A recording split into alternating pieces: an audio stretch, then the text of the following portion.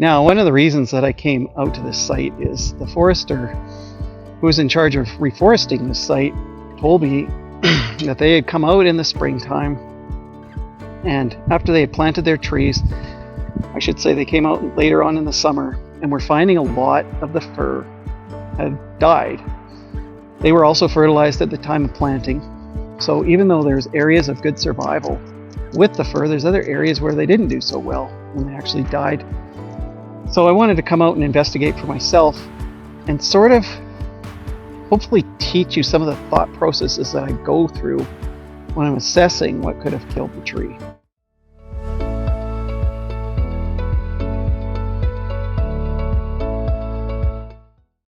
So let's take a look at this fir to start with. So I mean, you take a look at it, it certainly extended its leader in the springtime.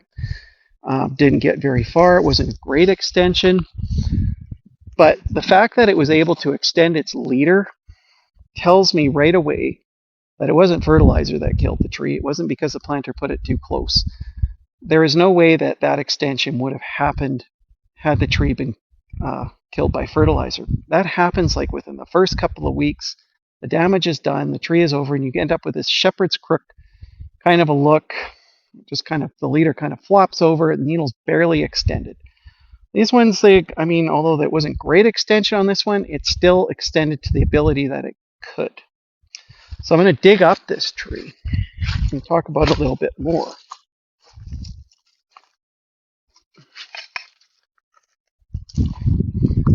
So when I dig it up, there's some roots that are kind of a little bit on the side.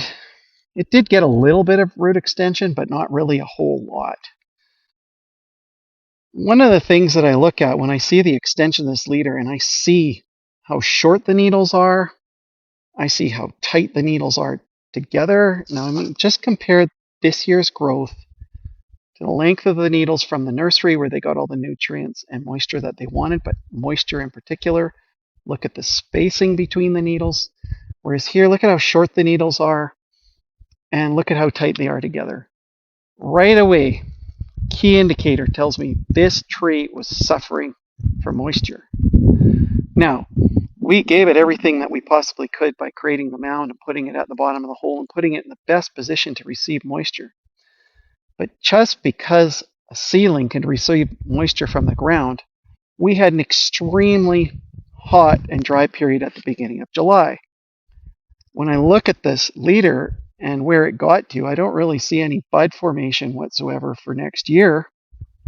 So I'm thinking when these leaders were extending, it was right into a hot, dry period where the vapor pressure deficit was so great that it was not able to keep up with pulling moisture from the soil, hence mortality of the tree. Vapor pressure deficit not only can kill a seedling and stop its growth because a turgor pressure is lost, but also it fails to photosynthesize. Without photosynthesis, the tree has nothing to eat, and it can literally, the drought goes on long enough, starve to death. But the biggest problem here with this particular seedling is by the time it finally got its bud opened up, it was extending, it went straight into a heat wave where the vapor pressure deficit was so great that it could not keep up.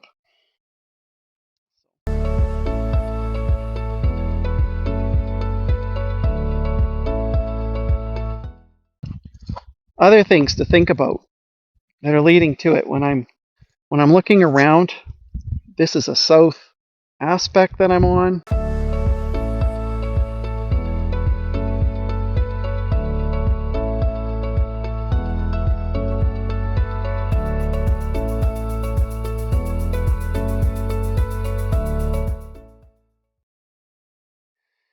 So if you were to walk into that block on that steeper south aspect, and you were to see the fir mortality, which was quite consistent throughout the entire area, fortunately it was a small percentage of the trees planted, you may think that it's impossible to even establish fir on these types of sites. But another thing that leads me to conclude that it was vapor pressure deficit that killed the seedlings is that as I move to the east, the slope becomes gentler. So if you just take a look in behind me, slight south aspect still, but much, much gentler, not so steep into the sun during the afternoon. So when I came over here and I saw the gentler slope, automatically I would think that I would start to see more fir survival and that I would see some decent fir trees here because there's just more moisture. And so let's take a look. I'll show you a couple of the trees that I was able to find.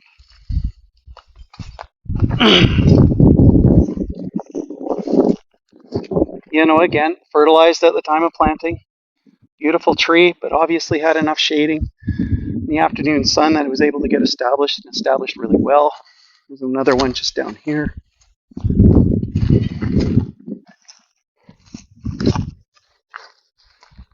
Just beautiful fir trees. And, taking a look at them, I had dug up a number of trees as well, just looking at fertilizer placement, just to make sure that it was right. And there was definitely space between fertilizer and the seedlings. But gives you an indication, just shows you just how critical it is to be managing not only soil moisture around a Douglas-fir tree, and any other tree for that matter, but also the atmospheric moisture through vapor pressure deficit, being aware of it, making sure that trees are getting shading in the afternoon sun, especially during those hot periods in the summer months, especially while they're extending their leaders and they're most vulnerable to desiccating.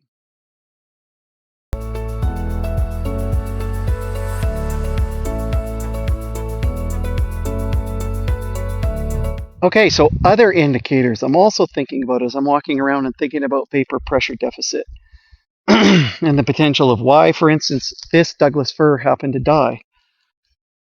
It had pretty good needle extension. It had pretty good leader extension. But here I am in the afternoon sun, and I'm looking at this tree, and I'm in September, so the angle of the sun is even lower. Imagine what it would be like to be standing in this spot in the middle of July when the sun is at its highest.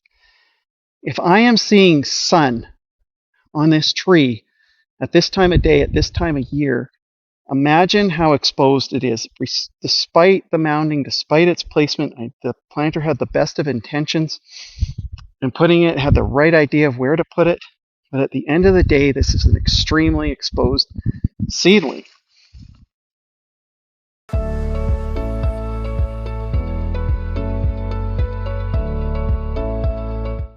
Something also to be cognizant of when you're thinking about how hot and how dry a site can be is the vegetation that you find on it. The fact that I'm seeing this, I think what I refer to as rabbit brush, which is a sagebrush-like shrub, that I'm seeing it on this type of a site, on this south aspect, tells me that things can get pretty warm and dry given the climate that it likes to live in. So it goes to tell me how important shading is in the afternoon, because if these are the types of plants that are able to establish on this site, then your trees are definitely going to be under pressure from atmospheric drought to be able to establish. Just another indicator of how hot and dry these sites can get and the vapor pressure deficits that you can be under in the summertime is the presence of balsam root. I mean, this is a flowering plant that tends to grow in grassy areas, south aspects, not even within timbered areas. So when you're starting to see plants like this grow up and they're pretty happy, definitely tells you that things can get pretty hot and dry in the summertime around here.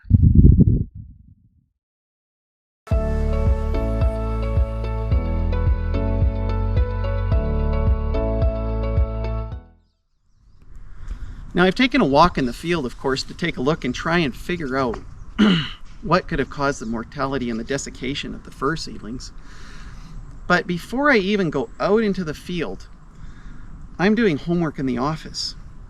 The first thing that I do when I hear that somebody has seedlings that have desiccated during the summer and died from drought is I pull the weather. Weather around the time of, not only the time of planting, but also in the weeks immediately following the time of planting, when the trees are most sensitive to drying out when the Douglas fir in this particular case is extending its leader and extending its needles. They really, at this particular point, they are so vulnerable because they really don't have any ability to control transpirational loss. The waxy cuticles on their needles have not yet formed to protect them from hot summer dry conditions early on in the spring. So the first thing that I took a look at when I was looking at the weather for the area, I'm looking for anomalies of heat events where the daytime highs are getting high enough that they're creating temperatures that could dry out seedlings. So in this particular situation, when I look at May 10th to 13th, we had daytime highs in that area around 28 to 32 degrees Celsius. That early in the growing season, on a south aspect where trees are exposed, those are definitely the types of conditions where trees can get themselves into trouble. June temperatures weren't that bad. There was actually only one day in June where it went over 30 degrees. So the June wasn't too bad. But when it's first extending its leader in May, this is definitely something that I key into. The other thing that I'm looking at, of course, is precipitation and what could be indicators that the soils are moist. And what is the humidity going to be like around those seedlings as they're extending their leaders? So in this particular area, we have to think about the fact that 2023, we're talking the year before, it was extremely dry. And so then we end up with snowpacks that are below normal. And we're already starting behind the 8 ball. We're starting with soils that are already dried out from the last growing season and really have not had a chance to recharge. Now we're going to add on to that the fact from the beginning of March to the end of April, until April 27th when there was a rain event, there was virtually no precipitation. There's nothing really recharging the soil here. We had 12 millimeters of rain on April 27th, and then we had nothing until about the middle of May when we got another 11 millimeters, and then there was a little bit of rain in June. Looking at the cumulative precipitation, when we look at the precipitation for May, June, July, and right up until the end of August when there was a major rain event where 25 millimeters fell, precipitation levels were about half of what normal is. So coming back again, we have desiccated soils from the previous year. They didn't get recharged from the winter. And now we have half the precipitation this spring. And we combine it with some high temperatures at the beginning of May. Things are looking pretty bad for Douglas fir as far as being able to extend its leader into the growing season without drying out. So those are things that we're looking at. Now, I know that during the planting that soils were moist. They got the seedlings in early in April. They got them in at totally the right time. But one thing that was noted during the planting was at the bottom of the depressions from the mounds, we have soils where the water is puddling. Well, if water is puddling, that means it's not penetrating into the soil. And what soil moisture was there after the snow melted in the winter and was accumulating even at the bottom of the hole was not going to last very long under these conditions. So soils are drying out. So combining these two things, we take a look at vapor pressure deficits. Now this line at 2.5, when you get a vapor pressure deficit like that, photosynthesis is starting to shut down. By the time it gets to 3, it is shutting down. Trees are desiccating, they're drying out, they're dying if they get caught in these particular situations when they're extending their leaders. Here's the spike around that temperature event that we were talking about in May.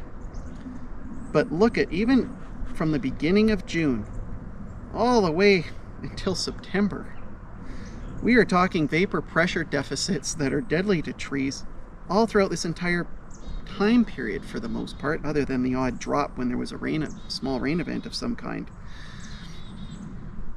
Even though June wasn't substantially warm, it was more of a normal June, we still had vapor pressure deficits that could create a lot of damage to those seedlings during that time period.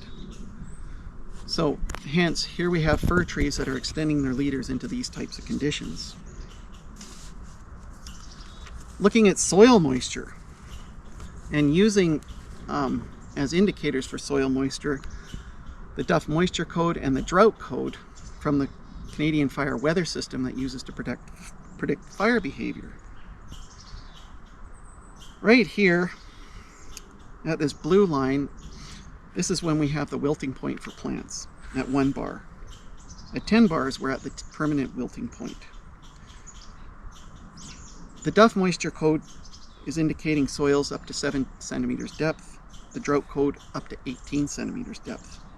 You can see that even though during the rain events of this growing season, the Drought Code deep down soils that are going to be recharging the surface soils during the summer, they're just getting drier and drier and drier and drier.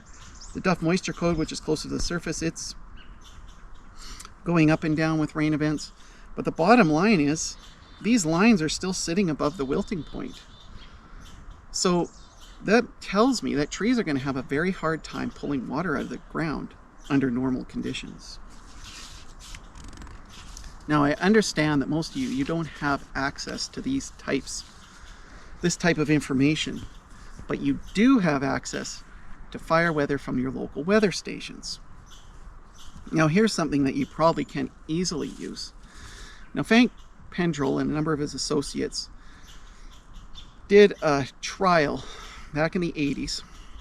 And what they did is they were trying to find out if there was an indicator with the fire weather system, using the buildup index in particular, if this indicator, if they could tie it to time periods when it was suitable to plant seedlings and you could expect good growth and good survival.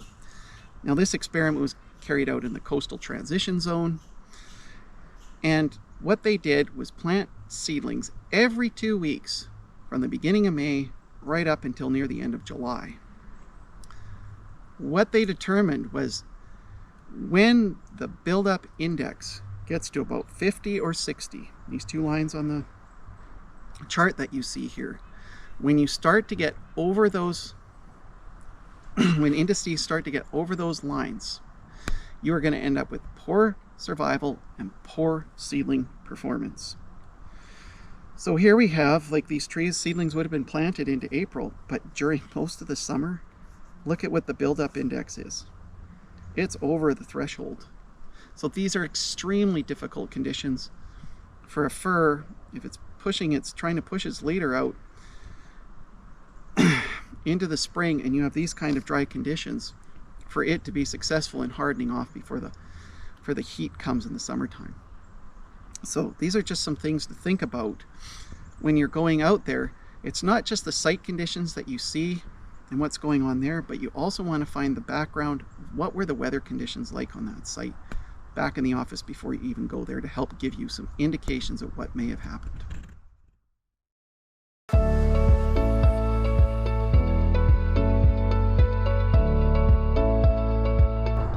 Something that's really interesting when we were walking the site, and once again looking for clues. Why did the fir desiccate? But the other species like pine and larch, they were doing just absolutely awesome. And I was driving home and I was thinking about it. It comes down to one thing. Why did the pine and the larch look so amazing? Why were they able to finish off their growth and harden up before the summer drought hit? And they didn't desiccate. Yet the fir did. And it comes down to something that we don't talk about and something that we don't think about. But it comes down to growing degree hours.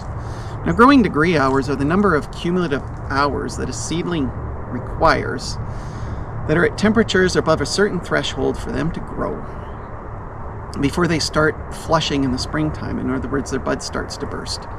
So for larch, the number of growing degree hours required before their buds start to burst is only 35. For lodgepole pine, it's 75. But for Douglas-fir, it's 150. So here you have the larch and the pine. They're off to the races early in the spring, and they could take advantage of those cooler conditions and the soil moisture that was present. By the time the real big heat and the vapor pressure deficit became so severe in June that it was tough for trees to survive, they were hardened off and they were fine. Meanwhile, the Douglas-fir, the calculations that we had, it didn't really start to flush until the first week of May. So it's just starting to flush at that time. Then I told you about May 10th, there was that little bit of a heat event. It's still trying to extend its leader. It's trying to extend its leader with dry soils, but it's late in the game compared to the other two species. So Douglas-fir are much more sensitive to those later spring droughts than, say, lodgepole pine and larch trees are, which gives me an indication of, why the fir would desiccate and die rather than the other two species.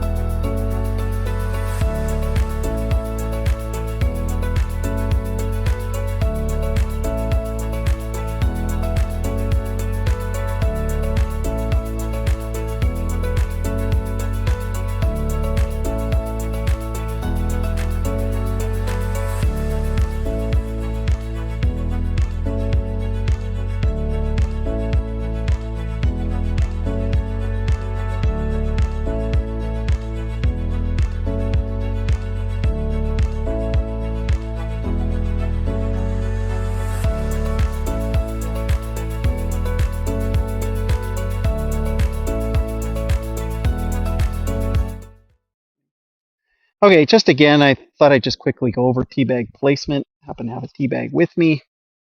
Here's my seedling. You're putting it in the ground in the springtime.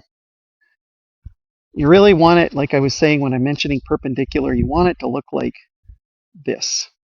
You can see there's a slight space between the plug and the seedling. If it touches a little bit like this, just on the edge by the paper as the hole closes, not a problem, it's going to be okay. But I'm stressing this is not the target. This is okay if it happens to close and it happens to get, to touch it just on the edge there. That's fine. But when you're placing it, you do want to target just a little bit of a space, and that'll ensure during the closing of the hole that it's not going to get too close and start bunching up, or cramming up against your seedling plug and having too much contact, potentially damaging and even killing your seedling. This is particularly important for Douglas-fir because Douglas-fir are more sensitive to salts than many of the other tree species that are out there. So you really want to try, yes, you want it in close. What you don't want is, now everybody's afraid of burning the tree, so you start sticking the teabag way out here. This isn't going to do you a hill of beans worth of good if it's too far away. The tree's just not going to get access to the nutrients soon enough. So having it proper position, you can be confident that it's going to be okay. If you place it like this and the hole closes and it ends up like this, fine. That's not going to be a problem. What you just don't want to see is this bunching.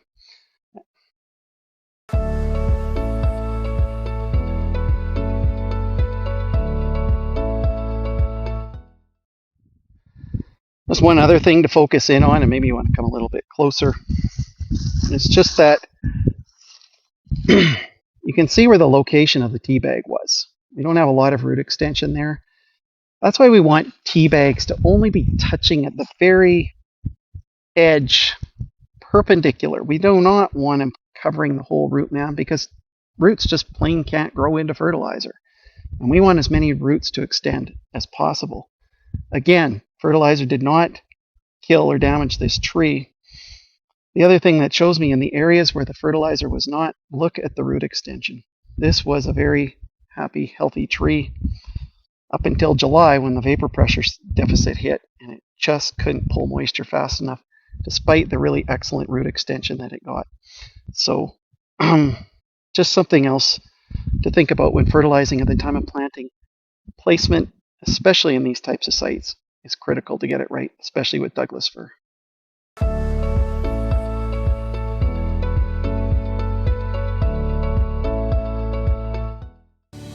Okay, so here silviculture forestry can be a really fun job. You get to sit down on a job every once in a while, but here's a good fir, and I just thought, let's take a look at what the fertilizer placement is, and and just see how it impacted this tree. I mean, the tree itself looks great. There's no fertilizer burn. There's no issues with it whatsoever. So let's just see where it is. Very carefully.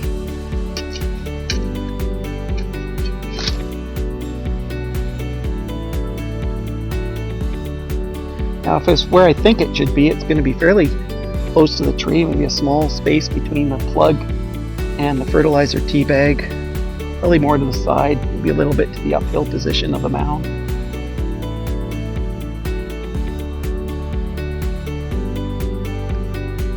They aren't always easy to find.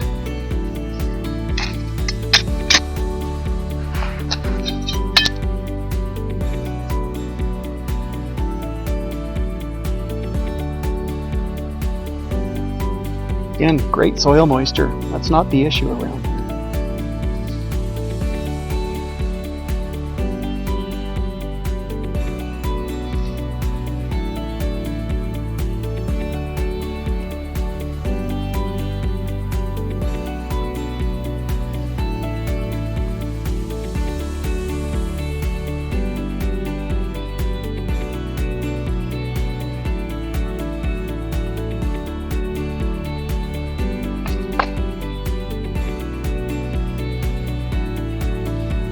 So, trying to do this, of course, without disturbing the roots too much, because I love this tree and I don't want to damage it in any way, shape, or form.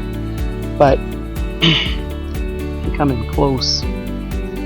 Let's take a look.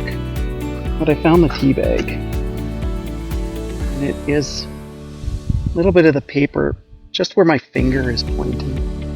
And if I dig a little more, see the frills.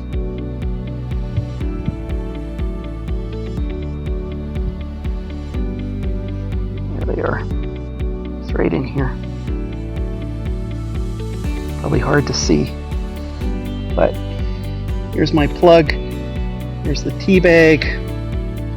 Maybe just a slight space of finger width between the tea bag and the fir tree plug. Really great location, but still, it's fairly tight. It's not really that far away.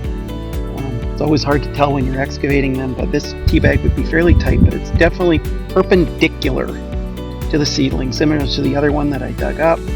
So tea bag positioning is good. The thing is, especially on these dry sites, because they can dry out so quickly on you, you're going to want to get that tea bag as close as possible, of course, without creating mortality, to that seedling, so it doesn't have to wait for it, because it's a very short time period between the time soil moisture is available, the vapor pressure deficit is favorable, or atmospheric moisture is favorable for the tree. It's a short time period before the summer heat comes, so you want to be able to get those nutrients as quickly as possible.